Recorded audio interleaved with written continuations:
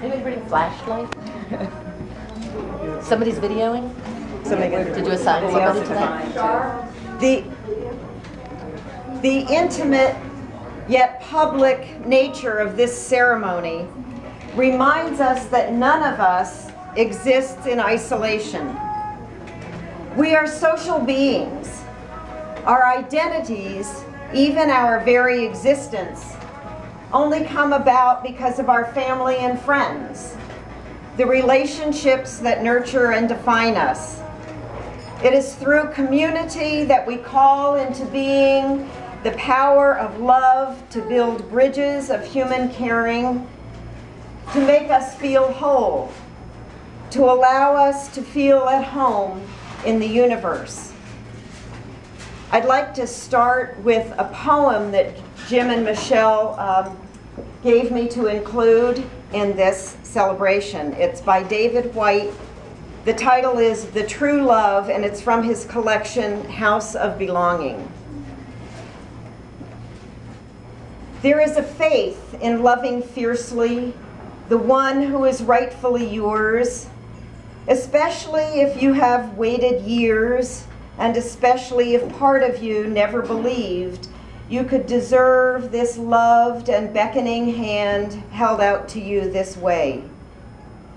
I am thinking of faith now, and the testaments of loneliness, and what we feel we are worthy of in this world. Years ago in the Hebrides, I remember an old man who walked every morning on the gray stones to the shore of the baying seals, who would press his hat to his chest in the blustering salt wind and say his prayer to the turbulent Jesus hidden in the water. And I think of the story of the storm and everyone waking and seeing the distant yet familiar figure far across the water calling to them. And how we are all preparing for that abrupt waking and that calling and that moment we have to say yes.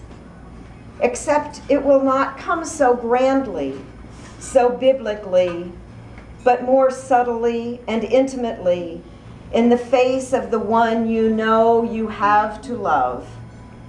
So that when we finally step out of the boat toward them, we find everything holds us and confirms our courage. And if you wanted to drown, you could, but you don't, because finally, after all the struggle and all the years, you don't want to anymore. You've simply had enough of drowning, and you want to live, and you want to love, and you will walk across any territory and any darkness, however fluid and however dangerous, to take the one hand you know belongs in yours. And here Jim and Michelle will say some things to each other. Stand up. Oh, stand up. And speak loudly.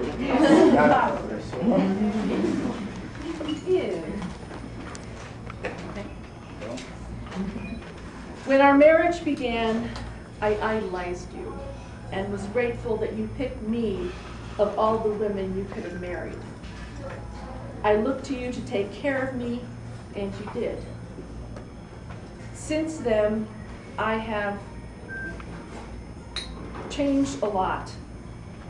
I am not the same person you married. I feel able to take care of myself. I work in a job I love, in which I feel I'm helping people. I have the love of not only my family, but also yours. I have been able to be Kate's mother and experience the joy of knowing her. I have also had the pleasure of being with you, a smart, funny man of deep integrity who cares for others. I have never doubted you. I know you love me, and I love you. I would not trade lives with anyone, and I hope to spend the rest of my life with you.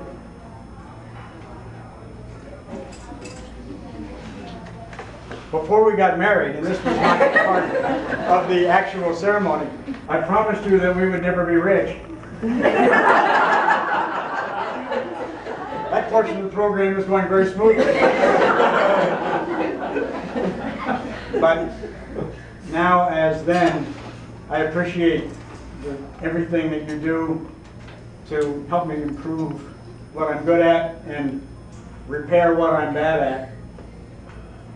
I didn't use these words originally, but what I meant then is what I mean now, which is that I want and I intend to love and honor and cherish you for better or for worse, in sickness or in health, for richer, just in case, more likely for poorer.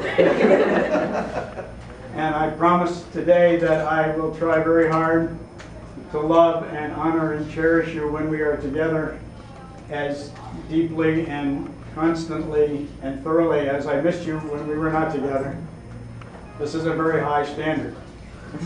But everybody here and everybody who knows me and everybody who knows you agrees that all the time and everywhere you're worth all the effort. I love you.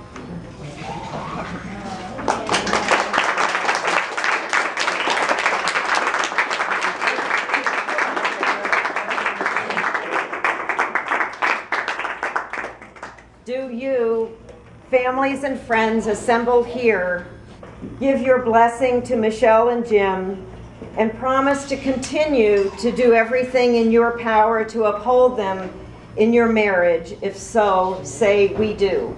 We do. May all who have witnessed Jim and Michelle's renewal of vows find your own lives strengthened, and may all who are married depart with your own promises renewed. I'd like to close with words from another poet, whose name I'm not going to try to pronounce, Liz.